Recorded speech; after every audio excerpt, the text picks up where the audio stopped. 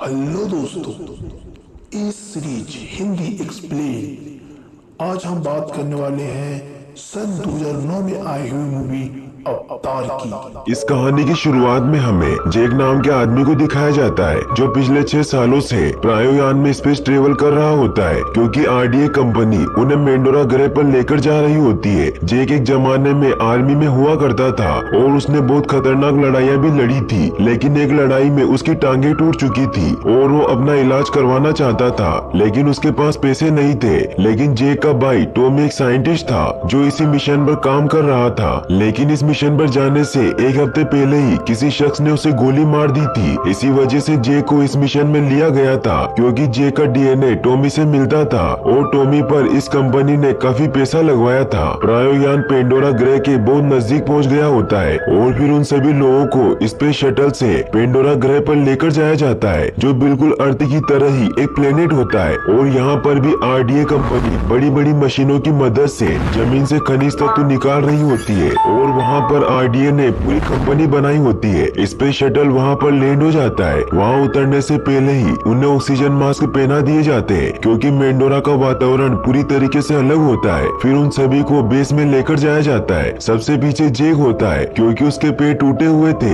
इसीलिए वो अपनी व्हील चेयर लेकर बेस में जाता है जहाँ कर्नल माइल्स सभी को गाइड कर रहा होता है क्योंकि वो आरडीए का चीफ सिक्योरिटी कमांडर होता है। वो उन सभी को कहता है कि तुम्हें अब याद रखना होगा कि तुम धरती पर नहीं हो, तुम पेंडोरा में हो और जब तुम इसका दौरा करोगे तो तुम्हें ऐसा लगेगा कि शायद नर्क इससे बेहतर है क्योंकि यहाँ से बाड़े के उस तरफ मिट्टी में रेंगकर चलने वाले हर जीव तुम्हें मारकर खाना चाहेंगे और यहाँ बसने वाले इंसान जैसे लोगों को नावी कहते हैं जिनके जहरीले टॉक्सिन में डूबे हुए तीर 1 मिनट में ही तुम्हारे दिल की धड़कन बंद कर सकते हैं और उनकी हड्डियाँ खुद ब खुद बनने वाले कार्बन एटम की बनी हुई है जिससे उन्हें मारना बहुत मुश्किल है। इसी वजह से मैं तुम सबको नहीं बचा पाऊंगा और अगर तुम्हें जिंदा रहना है तो तुम्हें पेंडोरा के लिए बनाए गए नियमों का पालन करना होगा। सभी अपने अपने कैंप में लौट रहे होते हैं। तभी नॉर्म नाम का आदमी जे के पास आता है। वो उसे बताता है कि मैंने तुम्हारे भाई के साथ अवतार ट्रेनिंग की थी और तुम एकदम अपने भाई की तरह दिखते हो। फिर वो उसे बायो लैब में लेकर जाता है जहाँ उन्होंने एमयू टैंक में अवतार को रखा होता है। अवतार उन्हें कहा जाता है जिन्हें इंसानों के डीएनए और पेंडोरा के लोगों के डीएनए से बनाया गया होता है जो दिखने में बिल्कुल नावी के लोगों की तरह होते हैं। जेक और बाकी सब लोगों को यहाँ इन्हें चलाने के लिए लाया होता है क्योंकि जिन लोगों के डीएनए से इन्हें बनाया गया होता है वो ही इन अवतार के मन को कंट्रोल कर सकते हैं। जहाँ डॉक्टर मैक्स उन्हें बताते हैं कि इन अवतारों को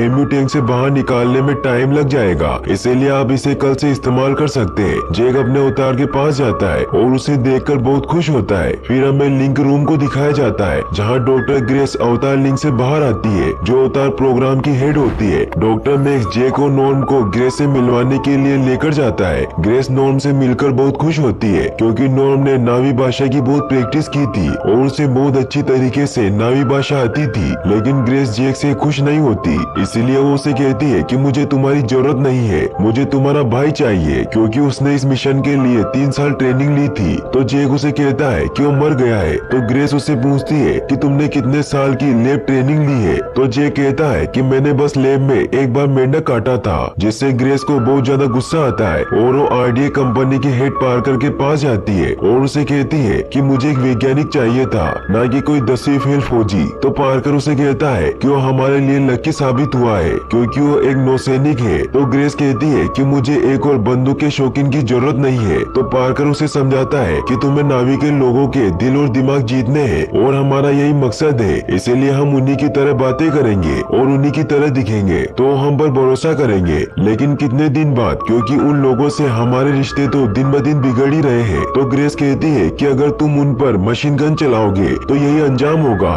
तो फिर वो उसे अनोक्टियन स्टोन दिखाता है और उसे कहता है कि इसी के लिए हम यहाँ है क्योंकि ये स्लेटी पत्थर 1 किलो 100 करोड़ में बिकता है और इसी से तुम्हारे अवतार प्रोजेक्ट का खर्चा निकलता है। लेकिन वो सारे नावी लोग इस ऑपरेशन में हमारे लिए खतरा बन रहे हैं, इसीलिए जंग दस्तक दे रही है। इसी वजह से तुम्हें किसी भी हाल में इसका ऑटोमेटिक हल ढूंढना होगा ताकि हम जंग के बिना ही अनोक्टियन हासिल कर सके। वहीं हमें बायो लैब को दिखाया जाता है जहां जैक और नॉर्म के अवतार को एम्यू टैंक से बाहर निकाल लिया होता है। इसीलिए जैक और नॉर्म को लिंक से उन्हें कनेक्ट किया जाता है और जैक सक्सेसफुली अपने अवतार से कनेक्ट हो जाता है और अब उसकी अवतार बॉडी पूरी तरीके से काम करने लग जाती है और जैक के अवतार के पैर भी पूरी तरीके से काम कर रहे होते हैं। इससे जैक बहुत खुश होता है और वो उठने की कोशिश करता है, लेकिन डॉक्टर उसे उठने से मना करते हैं क्योंकि अभी उसके टेस्ट बाकी थे। लेकिन फिर भी जैक उनकी नहीं सुनता क्योंकि उसे इसमें काफी मजा आ रहा होता है और वो वहाँ से बाहर भाग जाता है जहाँ वो देखता है कि यहाँ बाकी के अवतार को ट्रेनिंग दी जा रही होती है। जैक वहाँ दौड़ लगाने लग जाता है क्योंकि वो असली दुनिया में कभी नहीं चल पाया था। तभी डॉक्टर ग्रेस अपने अवतार में वहाँ आती है और वो जैक के अवतार पर इतना अच्छा कंट्रोल देखकर बहुत खुश होती है। फिर वो सभी अवतार कैंप में सो जाते हैं जिससे वो असलियत में उन अवतार से डिस्कनेक्ट हो जाते हैं। फिर जैक ट्रूडी से मिलता है जो लड़ाकू जहाज की पायलट होती है। वो जैक को कर्नल के पास ले जाती है क्योंकि कर्नल ने जैक को मिलने के लिए बुलाया होता है। कर्नल उसे कहता है कि मैंने तुम्हारा रिकॉर्ड मंगवाया था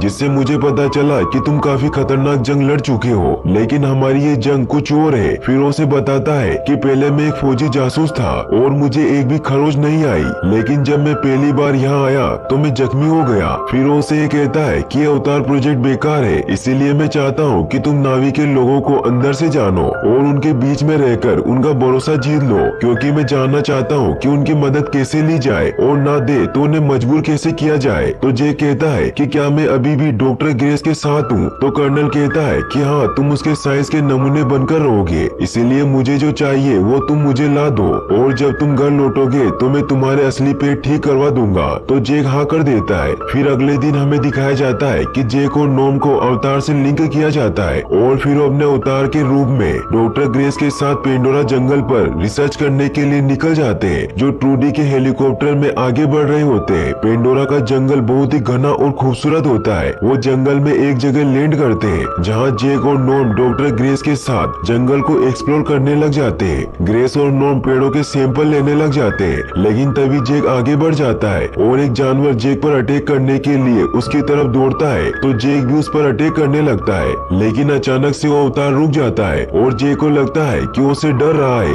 लेकिन जब वो पीछे मुड़कर देखता है तो उसके पीछे बहुत ही खतरनाक जानवर होते हैं। वो जैक पर हमला करने के लिए उसके पीछे पड़ जाते हैं। ये देखकर जैक उस पर गोली चलाने लग जाता है, लेकिन वो उसकी गन पकड़कर दूर फेंक देता है, जिससे डरकर जैक वहाँ से भागने लग जाता है और वो एक झरने से नीचे पानी में कूद जाता है, जिससे वो उस जानवर से अपनी जान बचा लेता है। लेकिन अब वो ग्रेस से काफी दूर आ चुका होता है, इसीलिए वो जंगल में आकर अपने चाकू की मदद से एक भाला बनाता है ताकि वो खुद को जंगल के जानवरों से प्रोटेक्ट कर सके। तभी हमें वहाँ दिखाया जाता है कि नावी की एक लड़की छिपकर जैक को देख रही होती है, जिसका नाम न्यूतिरी होता है। वो जैक को मारने लगती है, लेकिन तभी वहाँ पवित्र पेड़ का बीज आता है जो उसे जैक को मारने से रोक लेता है। वहीं हमें डॉक्टर ग्रेस को दिखाया जाता है जो हेलीकॉप्टर की मदद से जैक को ढूंढ रही होती है और ढूंढते ढूंढते शाम हो जाती है, इसीलिए उन्हें वापस लौटना पड़ता है। लेकिन ग्रेस को लगता है कि वो जिंदा नहीं बचा होगा। वहीं हमें जैक को दिखाया जाता है जिसके पीछे जंगली भेड़िए पड़े हुए होते हैं, इसीलिए जैक आग जलाता है और फिर वो एक एक को मारने लग जाता है, लेकिन वो संख्या में बहुत ज्यादा होते हैं, इसीलिए वो जैक पर भारी पड़ते हैं और वो उसे मारने वाले होते हैं कि तभी वहाँ न्यूतिरी आकर जैक को बचा लेती है और वो एक एक करके उन सभी जानवरों को मार देती है। लेकिन फिर वो जैक पर बहुत गुस्सा होती है और उसे कहती है कि ये सब तुम्हारी गलती है, इन्हें मारना नहीं था।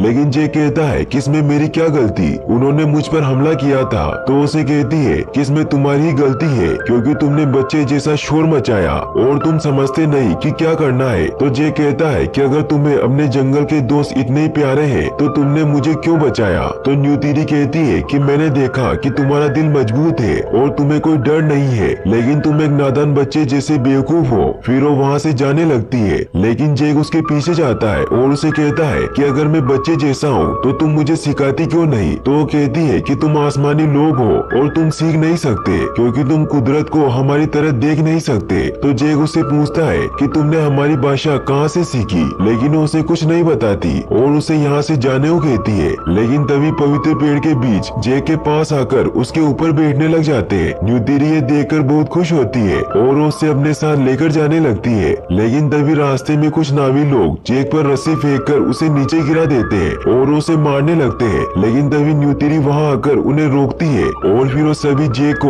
अपने गांव ओमेटिकाया लेकर जाने लगते हैं, जहां उनका पूरा कबीला एक पेड़ में बसा हुआ था। जे को इतुकान के सामने लाया जाता है, जो कबीले का मुखिया होता है, और न्यूतिरी उसी की बेटी होती है। वो सभी जे के बारे में ही सोच रहे होते हैं कि इसके साथ क्या किया जाए। तो सुते कहता है कि इसे मार देना चाहिए। सुते वो होता है जिससे न्यूतिरी की शादी होने वाली थी और वो इस कबीले का होने वाला मुखिया था। जे को नावी भाषा नहीं आती थी, इसीलिए उसे कुछ समझ नहीं आता। तो न्यूतिरी कहती है कि मेरे पिता सोच रहे हैं कि तुम्हें मारे या नहीं, लेकिन तभी वहाँ मोआट आती है जो न्यूतिरी की माँ होती है और वो एवा की मर्जी समझाने वाली धर्म गुरु होती है। एवा यहाँ की देवी होती है जो यहाँ की सारी जीवित वस्तुओं से बनी है। मोआट जे को चेक करती है, जिससे उसे पता चल जाता है कि एवा ने इसे चुना है, और वो जेक से पूछती है कि तुम यहाँ क्यों आए हो। तो जेक कहता है कि मैं यहाँ सीखने के लिए आया हूँ। तो मोआट कहती है कि हमने आसमानी लोगों को पहले भी सिखाया है और वो सोचते हैं कि वो नावी के बारे में सब जानते हैं। तो जेक कहता है कि मैं कुछ नहीं जानता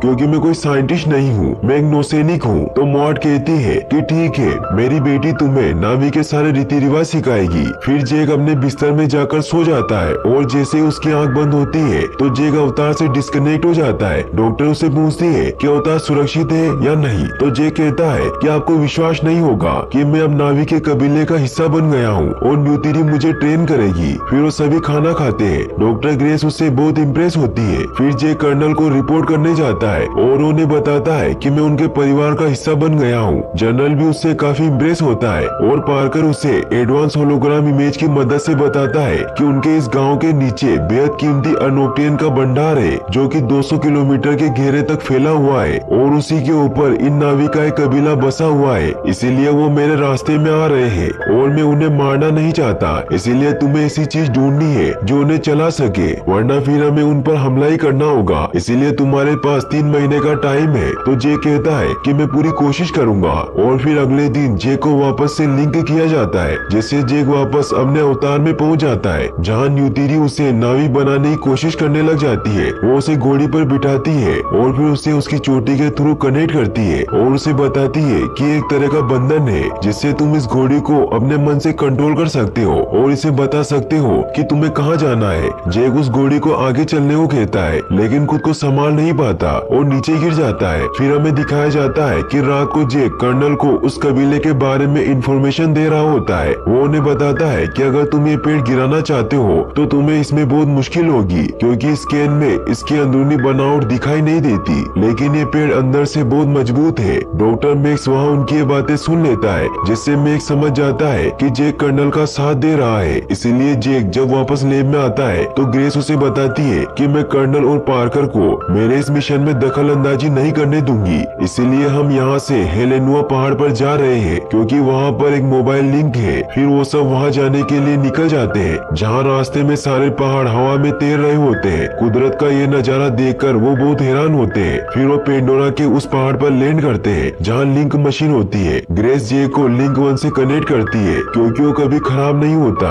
वहीं फिर हमें दिखाया जाता है कि न्यूतिरी जे को पेड़ के टॉप पर लेकर जाती है, क्योंकि वहाँ सारे इकराल बैठे हुए होते हैं। न्यूतिरी अपने इकराल को बुलाती है, जिसका नाम सेसे होता है। फिर उसे बताती है कि इकराल पक्षी राज जैसा होता है, जो जिंदगी में सिर्फ एक शिकारी के साथ ही उड़ता है। इसीलिए तुम्हें भी अपना इकराल चुनने के लिए तैयार होना पड़ेगा। फिर न्यूतिरी उसे धीरे धीरे सब सिखाने लग जाती है और उसे अपनी भाषा भी सिखाती है। रात को जेक उन सभी बातों को वीडियो लॉग में रिकॉर्ड करता था। अब नॉर्म भी जेक का अच्छा दोस्त बन गया था और वो भी उसको नावी भाषा सिखाने में मदद करने लगता है। न्यूतिरी की वजह से जेक सब कुछ सीखने लग जाता है और उसके पैर पहले से और मजबूत हो गए थे। ग्रेस को भी गाँव में आने के लिए जेक ने मोआट को मना लिया था और अब जेक और ग्रेस में भी काफी अच्छी दोस्ती हो गई थी। वहीं जेक और न्यूतिरी भी धीरे धीरे एक दूसरे को पसंद करने लगे थे, लेकिन जेक को अभी भी ये समझ नहीं आया था कि इन लोगों का जंगल के साथ क्या गहरा रिश्ता है, क्योंकि न्यूतिरी हमेशा जेक से ऊर्जा के नेटवर्क की बात करती है। वो हर जीवित वस्तुओं से होकर गुजरता है। वो कहती है कि सारी ऊर्जा सिर्फ उधार ली हुई है और एक दिन हमें उसे लौटाना पड़ेगा। और अब जेक उनकी भाषा भी सीख गया होता है और अब वो हर काम में माहिर हो गया था। इसीलिए न्यूतिरी उसे कहती है कि तुम तैयार हो गए हो। फिर अगले दिन उसे और बाकी युवा को पहाड़ों पर लेकर जाया जाता है, क्योंकि इन्हें अब इकराल पर सवारी करना सीखना होगा, जिन्हें बेंचिज कहा जाता है। और ये एक ऐसा इम्तिहान होता है जिसे हर युवा को पार करना पड़ता है, लेकिन इन सब के लिए उन्हें उन्हें बहुत ऊपर लेकर जाया जाता है जहाँ बेंचीज हो। न्यूतिरी भी वहाँ आ जाती है। सूते सबसे पहले जेक को इकराल पकड़ने के लिए भेजता है क्योंकि उसे पसंद नहीं था। न्यूतिरी भी उसके साथ जाती है और वो उसे कहती है कि तुम्हें इन सब में से अपना एक इकराल चुनना होगा, तुम्हें उसे अंदर से महसूस करना होगा। तो जेक कहता है कि उसे कैसे पता चलेगा कि उसने मुझे चुना है। तो न्यूतिरी कहती है कि वो तुम्हें मारना चाहेगा। फिर जेक उन सभी इकराल के पास जाता है लेकिन उसके पास नहीं आते। लेकिन जब वो एक इकराल के पास जाता है तो उस पर हमला करता है और जेक उसे पकड़ लेता है और बहुत कोशिश करने के बाद वो उसे बंधन जोड़ देता है जिससे अब वो दोनों एक हो जाते हैं और जेक उसकी रस्सी खोल देता है। फिर जेक उसे उड़ाने के लिए लेकर जाता है जहाँ पहले तो उसे कंट्रोल नहीं कर पाता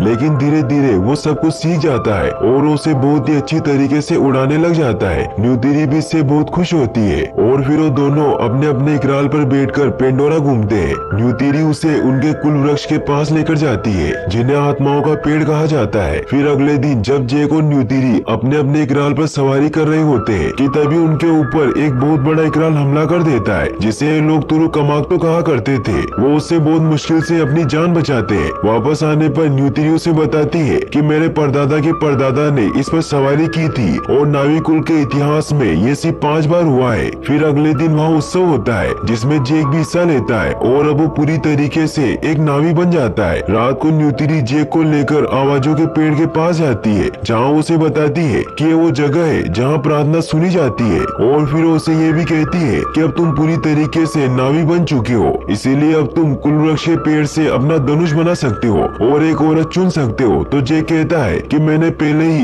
एक औरत चुन ली है लेकिन उस औरत को भी मुझे चुनना होगा। तो न्यूतिरी कहती है कि मैंने भी तुम्हें चुन लिया है। फिर वो दोनों एक दूसरे को किस करते हैं। अगली सुबह जब न्यूतिरी की आँख खुलती है तो देखती है कि इंसान बुलडोजर से उनके पेड़ों को तोड़ रहे हैं। न्यूतिरी देखकर जेक को उठाने की कोशिश करती है लेकिन जेक अभी लिंक से कनेक्ट नहीं होता और वो जैसे खाना खाकर लिंक से कनेक्ट होता है तो बुलडोजर को रोकने की कोशिश करता है लेकिन वो बुलडोजर नहीं रोकते। ये देखकर जेक उस बुलडोजर पर चढ़ जाता है और उसके कैमरे को तोड़ देता है लेकिन फिर भी वो नहीं रुकते और वहाँ के सारे पेड़ तोड़ देते हैं। वहीं जब कर्नल उस फुटेज को देखता है तो उसे पता चल जाता है कि जेक ने हमारे साथ धोखा किया है और वो उन नावी लोगों के साथ है, इसीलिए वो जेक को रोकने के लिए उस मोबाइल लिंक की तरफ निकलता है। वहीं सूते जेक को इस सब का कसूरवार बताता है और कहता है कि ये सब तुम्हारी वजह से हुआ है और उनकी फाइट होने लग जाती है लेकिन जेक उस पर हमला नहीं करता और उसे कहता है कि मैं तुम्हारा दुश्मन नहीं हूँ, दुश्मन तो कर्नल है और उसकी सेना बहुत ताकतवर है, इसीलिए हम उससे नहीं जीत पाएंगे। वहीं कर्नल उस मोबाइल लिंक पर पहुंच गया होता है और वो ग्रेस और जेक को उस लिंक से डिस्कनेक्ट कर देता है जिससे उनके अवतार उसी जगह पर बेजान होकर गिर जाते हैं। वहीं जनरल उन सबको पकड़ लेता है। फिर वो जंग करने की तैयारी करने लग जाता है क्योंकि उसे पता चल गया होता है कि वो लोग उनसे समझौता नहीं करेंगे। वहीं जेक और ग्रेस पार्कर के पास जाते हैं और उसे कहते हैं कि जंग से कुछ नहीं होगा, वो मासूम लोग मारे जाएंगे, इसीलिए हम दोनों को वहाँ जाने दो, हम उन्हें वहाँ से निकाल देंगे। तो पार्कर उन्हें कहता है कि तुम्हारे पास 30 मिनट है और फिर वो उन्हें लिंक से कनेक्ट कर देता है। जेक वहाँ अवतार में उन सभी लोगों को बताता है कि कर्नल आप पर हमला करने के लिए आ रहा है और उसके पास बहुत ही ताकतवर फौज है जिससे वो तुम सबको खत्म कर देगा, इसीलिए तुम्हें यहाँ से निकल जाना होगा। लेकिन उनको इस बात पर विश्वास नहीं होता, इसीलिए जेक उन्हें बताता है कि उन्होंने ही मुझे यहाँ भेजा है ताकि मैं तुम्हारे तौर तरीके सीख सकूं और तुम्हें वक्त आने पर ये मैसेज दे सकूं और तुम उस पर यकीन करोगे। तो न्यूतिरी कहती है कि मतलब तुम्हें पहले से ही पता था कि जंग होने वाली है लेकिन तुमने हमें नहीं बताया। इससे न्यूतिरी काफी ज्यादा गुस्सा हो जाती है। तो जेक कहता है कि हाँ, मैं पहले उनके साथ था और उनका हुक्म मान रहा था लेकिन अब सब कुछ बदल गया है क्योंकि मुझे इस जंगल से प्यार हो गया और फिर मुझे तुमसे प्यार हो गया। लेकिन न्यूतिरी उसे कहती है कि मैंने तुम पर भरोसा किया और तुमने उसका गलत इस्तेमाल किया, इसीलिए तुम हम में से कभी एक नहीं बन सकते। फिर वो उसे बंदी बना लेते हैं। वहीं कर्नल अपनी पूरी सेना के साथ उन पर हमला करने के लिए वहाँ पहुँच जाता है। जेक उन सभी को कहता है कि यहाँ से भाग जाओ, हम सब मारे जाएंगे, लेकिन वो उसकी नहीं सुनते। कर्नल वहाँ पहुँच जाता है। फिर वो वहाँ आंसू गैस से हमला करवाता है ताकि सभी ओमेटिकाया के लोग वहाँ से निकल जाए। लेकिन तभी सूते अपने साथियों के साथ उन पर तीरों से हमला करने लग जाता है जिससे कर्नल को बहुत गुस्सा आता है और वो बम से वहाँ हमला करने लग जाता है। सभी जंगल की तरफ भागने लग जाते हैं। वहीं मौत जेक के पास आती है और उसे कहती है कि अगर तुम हम में से एक हो तो मदद करो। फिर वो उसकी रस्सियां खोल देती है। वहीं कर्नल अब अपने सारे बम से उस पेड़ पर अटैक करता है ताकि वो उस पेड़ को गिरा सके और काफी देर तक अटैक करने से वो पेड़ टूटने लग जाता है। वहीं ट्रूडी भी वहाँ होती है, लेकिन वो उन पर हमला नहीं करती क्योंकि उसे ये सब अच्छा नहीं लगता और वो वहाँ से चली जाती है। वो पेड़ टूटकर नीचे गिरने लग जाता है, जिससे सभी ओमेटिकाया के लोग वहाँ से भागने लग जाते हैं, लेकिन बहुत सारे लोग उस पेड़ के नीचे दब जाते हैं। वहाँ हर जगह क्योस मच जाता है, सारे नावी के लोग रो रहे होते हैं। कर्नल ये देखकर बहुत खुश होता है और वो वापस लौट जाते हैं। न्यूतिरी अपने डेड के पास जाती है, लेकिन वो काफी इंजर्ड हो चुके थे। वो अपना धनुष न्यूतिरी को देते हैं और वो वहीं मर जाते हैं। जेक न्यूतिरी को ढूंढता हुआ उसके पास आता है और उसे शांत करने की कोशिश करता है, लेकिन उसे कहती है कि यहाँ से चले जाओ और वापस मत आना। वहीं पार्कर उन दोनों का प्लग निकालने को कहता है। नॉर्म उन्हें रोकता है, लेकिन उसे पकड़ लेते हैं और फिर वो जेक और ग्रेस को भी अनप्लग करके उन्हें वो एक जगह कैद कर देते हैं। वहीं नावी के बचे हुए लोग बहुत दुखी हुए उस जगह को छोड़कर चले जाते हैं। तभी हमें दिखाया जाता है कि ट्रूडी जेक और बाकी सबका खाना लेकर जाती है, जहाँ उस ऑफिसर को बेहोश कर देती है। फिर मैक्स और ट्रूडी उन्हें वहाँ से बाहर निकालते हैं। वो सब हेलीकॉप्टर की तरफ बढ़ते हैं ताकि वो वहाँ से निकल सके। जेक मैक्स को यही रुकने को कहता है ताकि वो यहाँ की जानकारी पता कर सके। फिर बाकी सब वहाँ से निकलने लगते हैं, लेकिन इस बात का पता कर्नल को लग जाता है और वो उन पर फायरिंग करने लग जाता है। ये देखकर ट्रूडी वहाँ से जल्दी से प्लेन निकाल लेती है, लेकिन ग्रेस को गोली लग जाती है। जेक ग्रेस को हिम्मत रखने को कहता है। फिर वो मोबाइल लिंक पर जाते हैं, जहाँ जेक ग्रेस का इलाज करता है और ट्रूडी उस मोबाइल लिंक को वहाँ से लेकर आत्माओं के पेड़ की तरफ निकल जाती है ताकि कर्नल उन्हें न ढूंढ सके। जेक वापस लिंक से कनेक्ट हो जाता है और जब वो अवतार रूप में उठता है तो वही पड़ा होता है, क्योंकि नावी के लोग उसे वही छोड़ गए थे क्योंकि उसे गद्दार समझते थे। इसीलिए अब जेक को उनका विश्वास जीतना था। इसीलिए वो अपने इकराल पर बैठकर तुरु कमाक्तो को पकड़ने जाता है, क्योंकि अब उसे पता चल गया था कि अगर उसने तुरु कमाक्तो को अपना दोस्त बना लिया तो सब उस पर विश्वास करेंगे और उसकी बात मानेंगे। इसीलिए वो उस पर हमला करके उसे अपने वश में कर लेता है और फिर जेक उस पर बैठकर आत्माओं के पेड़ के पास जाता है, क्योंकि सारे नावी के लोग वही थे। वो सभी तुरु कमाक्तो को देखकर डरने लग जाते हैं, लेकिन जब वो देखते हैं कि जेक ने उसकी सवारी की है तो हैरान हो जाते हैं और अब उन सभी लोगों को वापस से जेक पर विश्वास हो जाता है। फिर वो सुते को कहता है कि तुम एक महान योद्धा हो, इसीलिए तुम्हें भी मेरा साथ देना होगा, क्योंकि मैं तुम्हारे बिना उन्हें हम पर हमला करने से नहीं रोक सकता। तो सुते मान जाता है और जेक उसे कहता है कि मेरी दोस्त मर रही है, इसीलिए मुझे एवा की मदद चाहिए। और फिर वो ग्रेस और उसके अवतार को वहाँ लेकर आते हैं ताकि वो ग्रेस की आत्मा और उसके अवतार को ट्रांसफर कर सके, लेकिन उसमें कामयाब नहीं हो पाते क्योंकि गोली लगने की वजह से ग्रेस बहुत कमजोर हो गई थी। इसीलिए उसकी आत्मा अवतार में नहीं जा पाती और वो एवा के अंदर समा जाती है। इससे जेक बहुत उदास हो जाता है और वो ऐलान करता है कि आसमानी लोगों ने हमें संदेशा भेजा है कि वो जो चाहे वो ले सकते हैं और उन्हें कोई नहीं रोक सकता, पर हम उन्हें संदेशा भेजेंगे कि हम तुमसे नहीं डरते, इसीलिए तुम जितनी जल्दी यहाँ से निकल सकते हो निकल जाओ। फिर वो सभी लोगों को कहता है कि हम सभी कबीले वालों को इकट्ठा करके उन आसमानी लोगों को दिखा देंगे कि वो जो चाहे नहीं ले सकते और ये जमीन सिर्फ और सिर्फ हमारी है, जिससे उन सभी में बहुत जोश आ जाता है।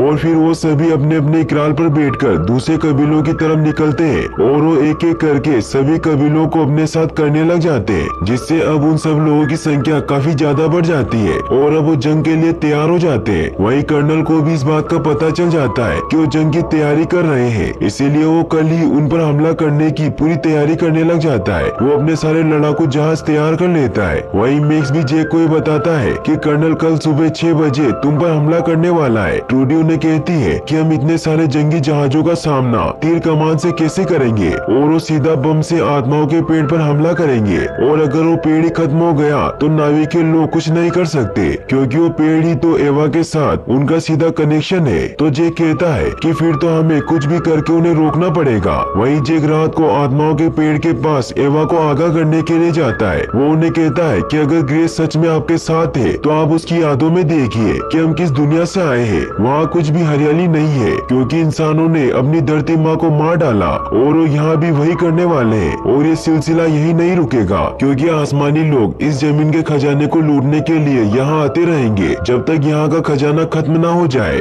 फिर वो कहता है कि आप ये जानते हैं कि आपने मुझे किस मकसद के लिए चुना था और मैं इनके लिए लड़ूंगा, लेकिन आपको इसमें मेरा साथ देना होगा। न्यूतिरी उसके पास आती है और उसे कहती है कि हमारी महान माता किसी की तरफदारी नहीं करती, वो सिर्फ जीवन का संतुलन बनाए रखती है। तो जे कहता है कि कोशिश करना जरूरी था। वहीं फिर हमें दिखाया जाता है कि जनरल अपने सारे हथियारों से लैस जहाजों के साथ उन पर हमला करने के लिए निकल जाता है। वो आत्माओं के पेड़ की तरफ निकलता है और वो वहाँ पहुंचकर उस पेड़ पर हमला करने लग जाता है, लेकिन तभी जैक अपने सभी साथियों के साथ वहाँ आ जाता है और वो उन पर हमला करके उनके जहाज को डिस्ट्रॉय करने लग जाता है। वो जहाज भी उन पर अटैक करने लग जाते हैं, जिससे नावी के बहुत सारे लोग मर रहे होते हैं क्योंकि उन लड़ाकू जहाजों की संख्या बहुत ज्यादा होती है और उनके पास खतरनाक हथियार होते हैं। कर्नल को जैक नजर आ जाता है और उसे मारने के लिए उस पर अटैक करने लगता है, लेकिन तभी ट्रूडी अपना प्लेन लेकर वहाँ आ जाती है और उस पर अटैक करने लगती है। लेकिन कर्नल का ड्रैगन प्लेन बहुत खतरनाक होता है, इसलिए ट्रूडी का प्लेन उसके सामने नहीं टिक पाता और वो शहीद हो जाती है। वही सोते हुए सिपाहियों पर हमला करते हुए उनके प्लेन में पहुंच जाता है, लेकिन उसे भी गोली लग जाती है जिससे वो भी मर जाता है। जैक सबसे कांटेक्ट करने की कोशिश करता है, लेकिन उसका किसी से भी कांटेक्ट नहीं हो पाता क्योंकि वो सब मर गए थे। बस न्यूतिरी ही जिंदा बची थी और उसके पीछे बहुत सारे सैनिक होते हैं। जैक उसे कहता है कि तुम हमला मत करना,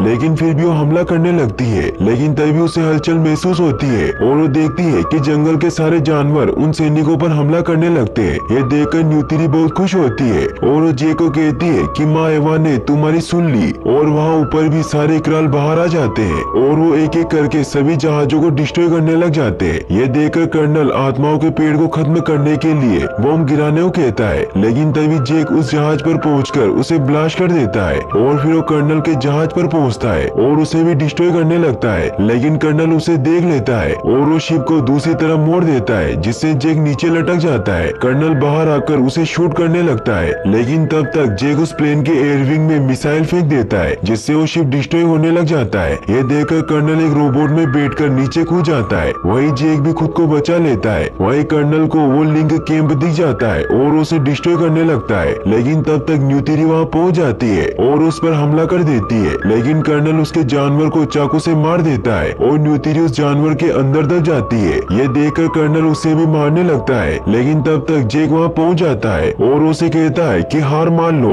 तो कर्नल कहता है कि जब तक मेरी सांसें चल रही है मैं हार नहीं मानूंगा। फिर जैक और कर्नल के रोबोट में फाइट होने लगती है। उन दोनों में काफी देर तक फाइट होती है और जैक कर्नल के ऊपर अटैक करके उसके रोबोट का ग्लास तोड़ देता है, लेकिन कर्नल फिर भी हार नहीं मानता और फिर वो मास्क पहनकर कैंप में जाकर उस लिंक को तोड़ देता है। लेकिन वो लिंक दूसरा होता है, मगर कैंप के क्रैक होने की वजह से वहाँ की एयर लीक हो जाती है। फिर जैक उस पर हमला करने लगता है, लेकिन वहाँ लिंक में उसे सांस न मिल पाने के कारण वो बेहोश होने लग जाता है, जिसकी वजह से कर्नल उसे पकड़ लेता है और उसे मारने लगता है। लेकिन तभी न्यूतिरी उस जानवर से बाहर आ जाती है और वो कर्नल पर तीर से हमला करके उसे मार देती है। वही जैक भी सांस न मिलने की वजह से लिंक से बाहर आ जाता है और वो मास्क पहनने की कोशिश करता है, मगर वो बेहोश हो जाता है। ये देखकर न्यूतिरी अंदर आती है और वो जैक को मास्क पहना देती है, जिससे जैक की जान बच जाती है। फिर हमें दिखाया जाता है कि जैक बाकी बचे हुए लोगों को वापस अर्थ पर भेज रहा होता है और अब पेंडोरा पर सिर्फ वही लोग रुकते हैं जिनके दिल पवित्र थे। और फिर अब जैक को आत्माओं के पेड़ पर लेकर जाया जाता है, जहाँ उसका पुनर्जन्म होता है और अब जैक की आत्मा उसके अवतार में चली जाती है और यहीं पर ये फिल्मी कहानी एंड हो जाती है। अगर आपको हमारा वीडियो पसंद आया तो हमारे YouTube चैनल ए सीरीज हिंदी एक्सप्लेन को सब्सक्राइब करें। देखने के लिए शुक्रिया।